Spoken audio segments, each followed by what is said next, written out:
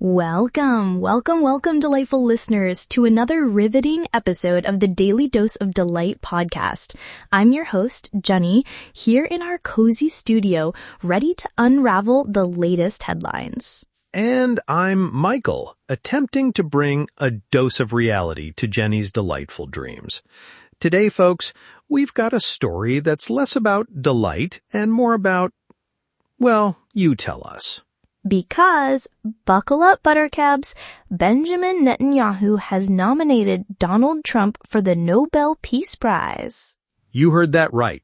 The Nobel Peace Prize. My initial thought, is this an early April Fool's joke? But no, apparently it's very real. Netanyahu presented a letter to Trump at the White House, praising his efforts in forging peace in one region after another. Forging peace, Michael. He cited things like the Abraham Accords, which, yes, were significant, and even claimed Trump mediated tensions between India and Pakistan, Serbia and Kosovo, and Egypt and Ethiopia. And get this, even authorizing strikes on Iranian nuclear facilities was thrown into the mix as a peacemaking move. And let's not forget Trump's own well-documented frustration over not having received the prestigious award before. He's apparently been quite vocal about feeling overlooked. It makes you wonder, doesn't it, about the timing and the motivation behind this nomination? Is it genuinely about peace, or is there a more strategic underlying current at play? Strategic is one word for it.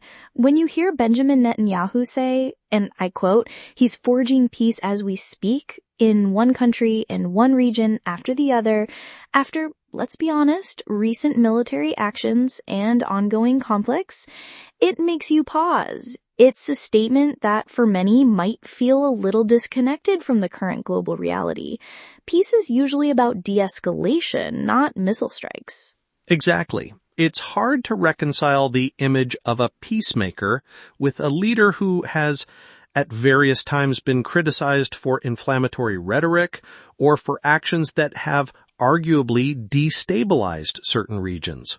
The Nobel Peace Prize has a legacy of recognizing individuals who have truly worked towards disarmament, human rights, and diplomatic resolutions.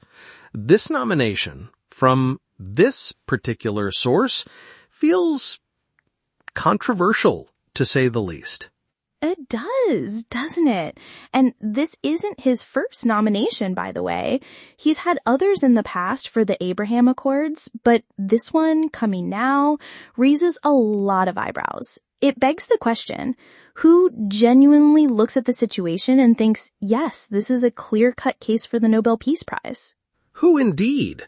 We're talking about an award that has gone to figures like Nelson Mandela, Mother Teresa, and Martin Luther King Jr.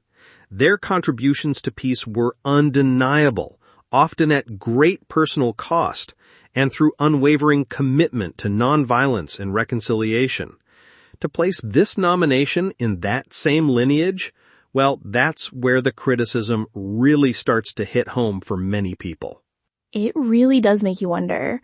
And that brings us to our big question for all of you out there listening.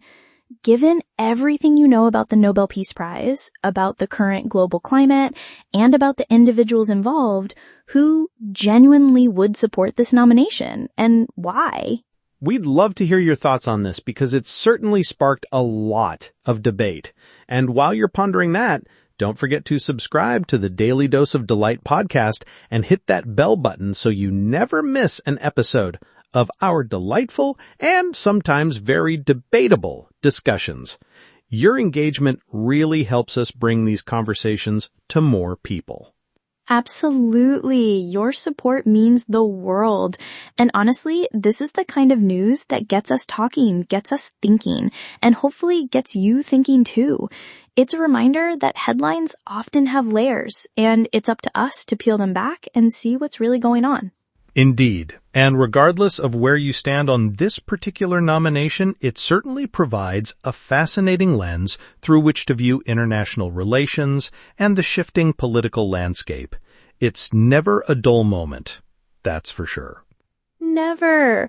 We could talk about this all day, but unfortunately, our 10 minutes of delightful debate are just about up for today. Thank you so much for tuning in and being part of our podcast family. From our studio to your ears, thank you for listening.